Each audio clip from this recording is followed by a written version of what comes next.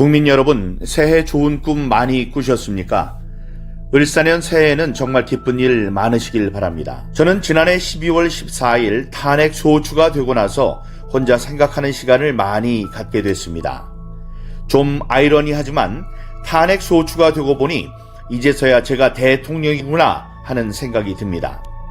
26년의 공직생활, 8개월의 대선 운동, 대통령 당선과 정권 인수 작업, 대통령 취임.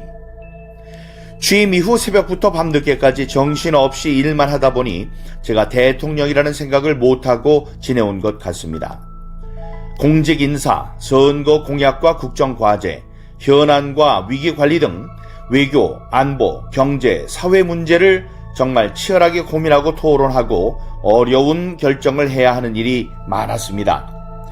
저는 학창 시절부터 능력은 노력이라는 생각을 가지고 살아왔기에 무조건 열심히 치열하게 일해왔습니다.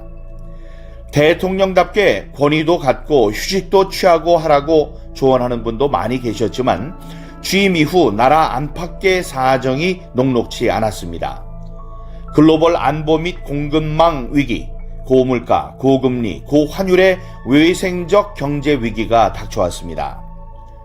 지난 정부의 포퓰리즘 정책에 따른 국가 채무의 폭발적 증가, 부동산 정책 실패에 따른 영끌 가계 대출 문제, 소주성 정책에 의한 최저임금 인상 등으로 자영업자와 소상공인, 중소기업의 경영 악화와 대출금 문제 등은 경제 위기를 극복해 나가는데 어려움을 더했습니다. 하지만 국민 여러분께서 어려운 여건에도 저와 정부를 믿고 따라주신 덕분에 차근차근 현안과 위기를 풀어갈 수 있었습니다. 징벌적 과세 정책을 폐기하고 시장 원리에 충실하게 부동산 정책을 펴온 결과 주택 가격을 안정적으로 관리하고 글로벌 중추 국가 외교와 경제를 연결하여 해외 시장을 개척하고 수출에 노력한 결과 지난해 역대 최대 수출 실적을 달성하고 우리보다 인구가 2.5배 많은 일본을 거의 따라갔습니다. 1인당 GDP는 지난해 일본을 추월했고요. 한미 동맹의 핵 기반 업그레이드와 포괄적 전략 동맹 강화, 그리고 한일 관계 정상화를 통한 한미일 3국 협력 체계는 우리 경제의 대외 신인도를 든든하게 뒷받침해 주었습니다. 요새는 안보와 경제 그리고 사회 개혁을 위해 이리 뛰고 저리 뛴 지난 2년 반의 시간이 파노라마처럼 스쳐갑니다. 좀 더 현명하게 더 경청하면서 잘했어야 했는데 하는 후회도 많이 듭니다. 지난 대선 기간 그리고 취임 후 2년 반의 시간을 돌이켜보면 부족한 저를 믿고 응원해 주신 국민 한 분 한 분의 얼굴이 떠오르고 지친 몸을 끌고 새벽 일을 시작하시는 분들, 추운 아침 미래를 준비하기 위해 책가방을 둘러매고 나가는 학생들, 어려운 여건에서 아프고 불편한 몸으로 고생하시는 분들 생각이 많이 납니다. 찾아뵙고 도움을 드리지 못해 안타까운 마음입니다. 부지런히 돌아다니고 일하다가 이렇게 직무정지 상태에서 비로소 내가 대통령이구나 라는 생각을 하게 된 것은 이런 안타까움 때문이 아닌가 싶습니다. 이번 직무정지가 저의 공직생활에서 4번째 직무정지입니다. 검사로서 1차례, 검찰총장으로서 2차례, 모두 3차례의 직무정지를 받았습니다. 제 주변 사람들은 제게 적당히 타협하고 조금 쉬운 길을 찾지 않는다고 어리석다고 합니다. 어리석은 선택으로 직무정지를 받다 보면 가까운 사람들이 등을 돌리고 외로움을 느낄 때도 있지만 시간이 지나면 오해도 풀리고 많은 분들의 응원과 격려가 힘이 됐습니다. 늘 저의 어리석은 결단은 저의 변함없는 자유민주주의와 법치주의에 대한 신념이었습니다. 자유민주주의 아닌 민주주의는 가짜 민주주의고 민주주의 이름을 빌린 독재와 전체주의입니다. 민주주의는 개인의 자유를 지켜주기 위한 제도고 자유민주주의는 법치주의를 통해 실현되는 것입니다. 또 우리 공동체 모든 사람들의 자유가 공존하는 방식이 바로 법치입니다. 법치는 자유를 존중하는 합리적인 법과 공정한 사법관에 의해 실현됩니다. 법치주의는 자유민주주의의 핵심 요소입니다. 자유민주주의는 경제에 있어 자유시장 경제 원리와 결합하여 자율과 창의를 통해 우리의 번영을 이뤄내고 풍부한 복지와 연대의 재원을 만들어내며 번영의 선순환을 만들어냅니다. 우리나라는 부존 자원이 없지만 훌륭한 인적 자원을 갖고 있고 개방적이고 활발한 국제 교역을 통해 발전해 왔습니다. 오늘날 세계는 안보, 경제, 원자재 공급망 등에서 모든 나라들이 서로 복잡한 관계를 맺고 있습니다. 우리의 번영을 지속하고 미래 세대에 이어주려면 자유와 법치의 가치를 공유하는 국가들과의 연대가 특히 중요합니다. 물론 우리에게 적대적인 공격을 하지 않는 국가는 체제와 가치가 다르더라도 상호 존중과 공동 이익의 추구를 하는 현실적인 측면에서 협력해야 합니다. 하지만 체제와 지향하는 가치가 우리와 다르고 우리에게 적대적인 영향력 공세를 하는 국가라면 늘 경계하면서 우리의 주권을 지키고 훼손당하지 않도록 해야 합니다. 외부의 주권 침탈 세력의 적대적 영향력 공작을 늘 경계해야 하는 것입니다. 그렇게 해야 그런 세력의 영향력을 차단하고 우리를 만만히 보지 않도록 하면서 상호 존중과 공동 이익을 실현할 수 있는 것입니다. 우리가 경계하고 조심해야 공동 번영과 평화를 누릴 수 있는 것입니다. 제2차 세계대전 이후 유엔이 설립되고 어떤 사유이든 분쟁을 군사 공격과 전쟁으로 해결하는 것은 국제법상 금지되고 방어 목적 이외 전쟁은 금지되었습니다.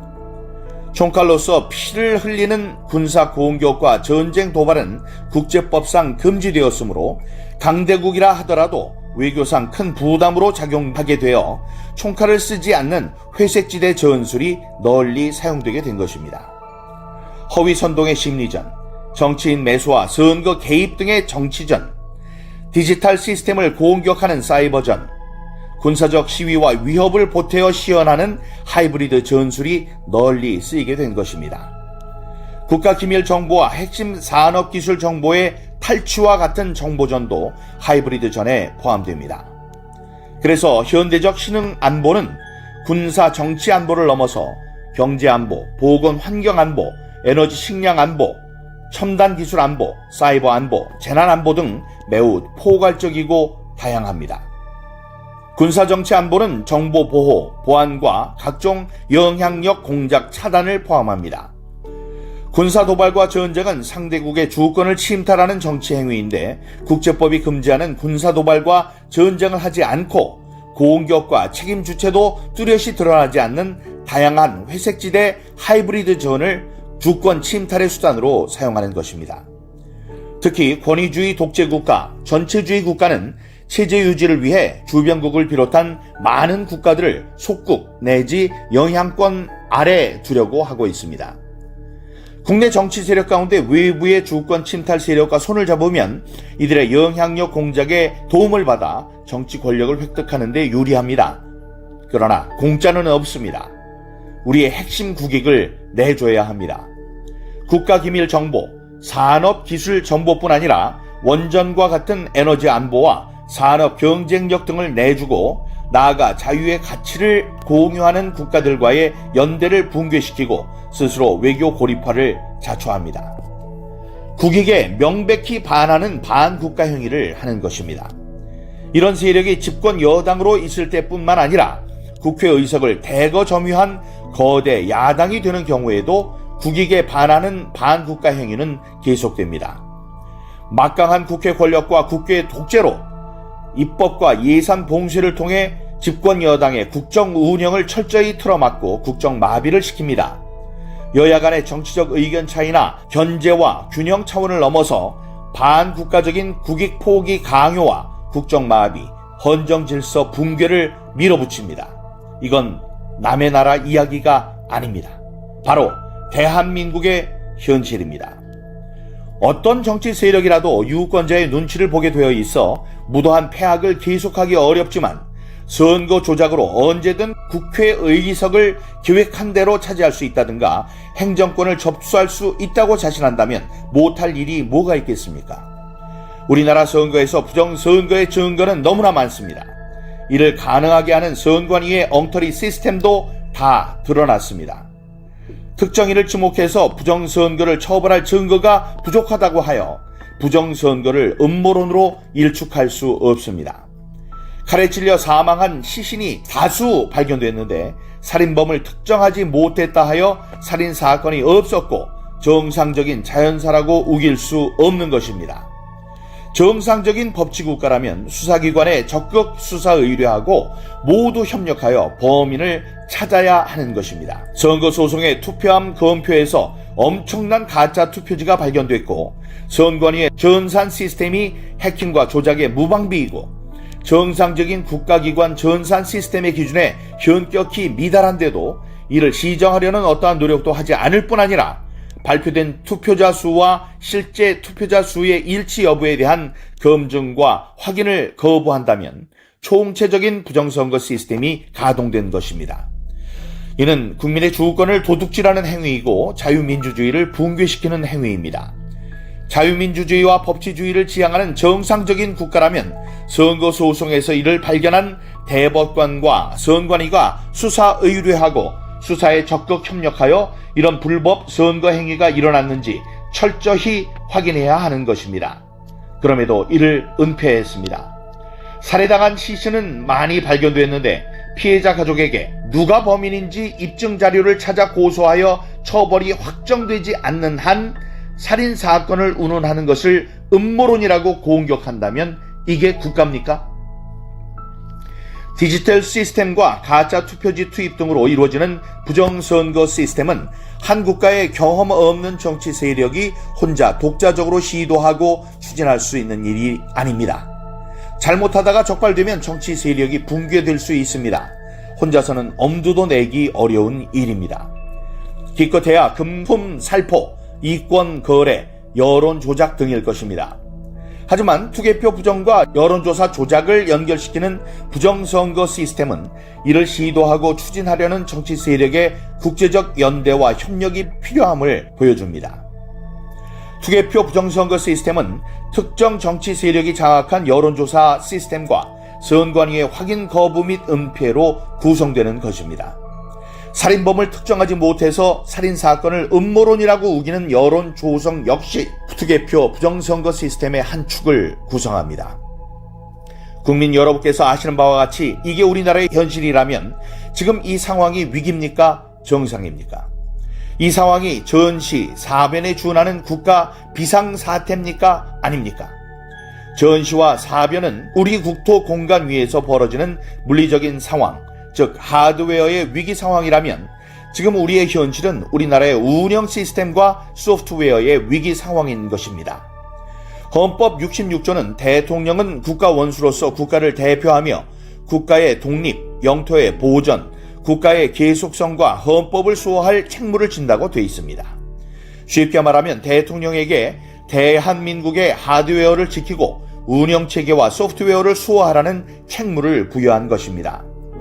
거대 야당이 국회 독재를 통해 입법과 예산을 봉쇄하여 국정을 마비시키고 위헌적인 법률과 국익에 반하는 비정상적인 법률을 남발하여 정부에 대한 불만과 국론 분열을 조장하고 수십 차례의 줄 탄핵으로 잘못 없는 고위 공직자들의 직무를 정지시키고 심지어는 자신들의 비리를 수사하고 감사하는 검사와 감사원장까지 탄핵하고 자신들의 비리를 덮는 방탄 입법을 마구잡이로 추진하는 상황은 대한민국 운영체계의 망국적인 위기로서 대통령은 이 운영체계를 지켜낼 책무가 있습니다.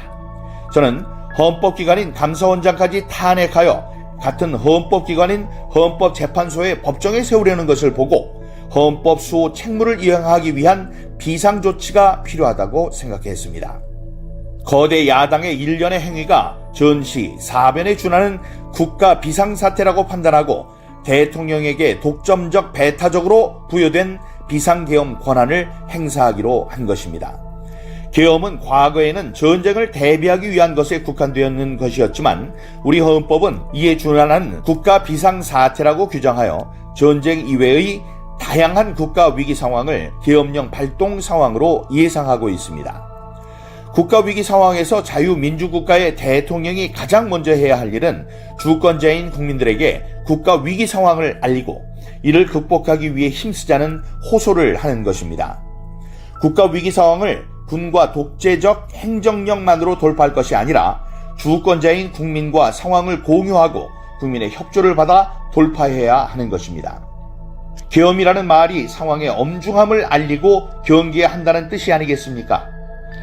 저는 우리나라의 자유민주주의와 국민주권이 위기 상황임을 잘 인식하지 못하고 계신 국민들께 상황의 위급함을 알리고 주권자인 국민들이 눈을 부릅뜨고 국회 독재의 망국적 폐악을 감시 비판하게 함으로써 자유민주주의와 헌법 질서를 지키려고 하였습니다. 그래서 국방부 장관에게 국회 독재를 알리고 질서 유지를 하기 위해 그리고 부정선거 가동 시스템을 국민들께 제대로 알리고 진상을 파악하기 위해 필요 최소한의 병력 투입을 지시했고 국회 280명, 선관위에 290명의 병력이 투입된 것입니다. 국회에 투입된 280명의 병력은 국회 마당에 대기해 있다가 그리고 선관위에 투입된 병력은 수십 명의 디지털 요원만 내부 시스템에 접근하고 나머지는 외부에 대기해 있다가 계엄 선포 2시간 30분 만에 국회에 계엄 해제 요구 의결이 있자 즉각 철수했고 아무런 사상자나 피해 없이 평화롭게 마무리됐습니다. 국민 여러분, 계엄은 범죄가 아닙니다. 계엄은 국가 위기를 극복하기 위한 대통령의 권한 행사입니다. 그렇기 때문에 대통령의 권한 행사를 보조하기 위해 합동참모본부에 계엄과가 있는 것입니다. 계엄은 곧 내란이라는 내란몰이 프레임 공세로 저도 탄핵 소추되었고 이를 준비하고 실행한 국방부 장관과 군 관계자들이 지금 구속되어 있습니다. 참으로 어이없는 일입니다. 병력 투입 시간이 불과 2시간인데 2시간짜리 내란이 있습니까? 방송으로 전 세계, 전 국민에게 시작한다고 알리고 3시간도 못 되어 국회가 그만두라고 한다고 병력 철수하고 그만두는 내란 봤습니까? 합참 계엄과 계엄 매뉴얼에 의하면 전국 비상 계엄은 최소 6, 7개 사단 병력 이상 수만 명의 병력 사용이 전제되어 있습니다. 국방부 장관은 합참에서 작전부장과 작전본부장을 지낸 사람으로 이런 걸 모를 리 없습니다. 계엄의 형식을 빌린 대국민 호소이기 때문에 소규모 병력을 계획한 것입니다. 국회의원과 국회 직원 등은 신분증 확인을 거쳐 국회 출입이 이루어졌으므로 계엄 해제 요구 결의안 심의가 신속하게 진행됐고 본관과 마당에는 수천 명의 사람들이 오히려 280명의 군을 에워싸고 있었습니다. 병력 철수 지시에 따라 군은 마당에 있던 시민들에게 공손히 인사하고 철수했습니다. 국회를 문 닫으려 한 것입니까? 아니면 폭동을 계획하길 했습니까? 최근 야당의 탄핵 소추 관계자들이 헌법재판소에 소추 사항 중 내란죄를 철회했습니다. 내란죄가 도저히 성립할 수 없으니 당연한 조치를 한 것입니다. 그런데 내란 몰이로 탄핵 소추를 해놓고 재판에 가서 내란을 뺀다면 사기 탄핵, 사기 소추 아닙니까? 탄핵 소추 이후의 상황을 보아도 그 오랜 세월 민주화 운동을 했다고 자부하는 정치인들이 맞나 싶습니다. 하지만 최근 많은 국민들과 청년들이 우리나라의 위기 상황을 인식하고 주권자로서 권리와 책임의식을 가지게 된 것을 보고 있으면 국민들께 국가 위기 상황을 알리고 호소하기를 잘했다고 생각되고 국민들께 깊은 감사를 느끼게 됩니다. 저는 대통령이 출마할 때부터 우리나라의 대통령이라는 자리가 영광의 길이 아니라 형극의 길이라는 사실을 잘 알고 있었습니다. 하지만 이 나라의 자유민주주의를 반듯하게 세우고 자유와 법치를 외면하는 전체주의적 이권 카르텔 세력과 싸워 국민들에게 주권을 찾아드리겠다고 약속한 만큼 저 개인은 어떻게 되더라도 아무런 후회가 없습니다. 제가 독재를 하고 집권 연장을 위해 이런 식으로 계엄을 했겠습니까? 그런 소규모 미니 병력으로 초단기 계엄을 말입니다. 사법적 판단이 어떻게 될지는 제가 알 수 없는 일이지만 국민 여러분들께서는 이 계엄이 헌법을 수호하고 국가를 살리기 위한 것인지 아닌지 잘 아실 것으로 저는 믿습니다. 과거에는 대통령의 독재에 국회의원들이 저항하고 민주화 투쟁을 했다면 세계 어느 나라 헌정사에서도 유례가 없는 막가파식 국회 독재의 폐악에 대해 헌법 수호 책무를 부여받은 대통령으로서 당연히 저항하고 싸워야 하는 것입니다. 국가 기능을 정상화시키고 자유민주주의를 지키기 위해서입니다.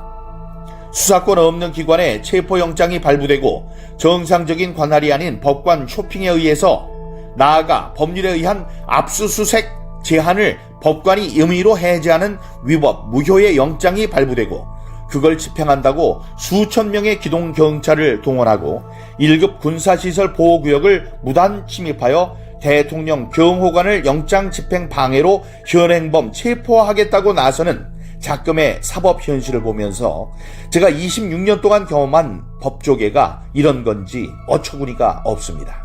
자유민주주의를 경시하는 사람들이 권력에 칼자루를 쥐이면 어떤 짓을 하는지 우리나라가 지금 심각한 망국의 위기 상황이라는 제 판단이 틀리지 않았다는 씁쓸한 확신이 들게 됩니다. 자유민주주의와 법치는 동전의 양면입니다. 자유민주주의를 실현하는 법치는 형식적 법치, 꼼수 부리는 법치가 아닙니다. 이런 법치는 인민민주주의 독재, 전체주의 국가에서 자유를 억압하기 위해 악용되는 법치입니다. 법은 자유민주주의 헌법 정신을 실현하기 위해 만들어져야 하고 일단 만들어진 법은 다수결의 지배가 아니라 소수자 보호와 개인 권익 보호에 철저를 기해야 하는 것입니다. 우리나라 좌파 운동권도 자신들이 주류가 아닐 때는 이러한 법치주의 보호에 기대왔지만 국회 절대 다수 의석을 차지한 다음에는 실질적 법치보다 다수결의 민주가 우선하며 법치 국가적 토홍제보다 민주적 토홍제를 앞세우고 있습니다. 저는 검찰 초흥장 시절 민주당 정권의 이런 무법적 폐악을 제대로 겪었습니다. 이렇게 되면 법률가, 법조인은 정치 권력의 하수인으로 전락하는 것입니다. 하지만 국민 여러분 힘내십시오. 주권자인 국민 여러분께서 확고한 권리와 책임의식을 갖고 이를 지키려고 노력한다면 이 나라의 미래는 밝고 희망적입니다. 국민 여러분 감사합니다. 특히 우리 청년들이 자유민주주의의 소중함을 정말 재인식하게 되고 여기에 대한 열정을 보여주시는 것을 보고 저는 지금은 법이 무너지고 칠흑같이 어두운 시절이지만 이 나라의 미래는 희망적이라는 생각을 갖게 됐습니다. 국민 여러분 아무쪼록 건강하시고 힘내시기 바랍니다. 감사합니다.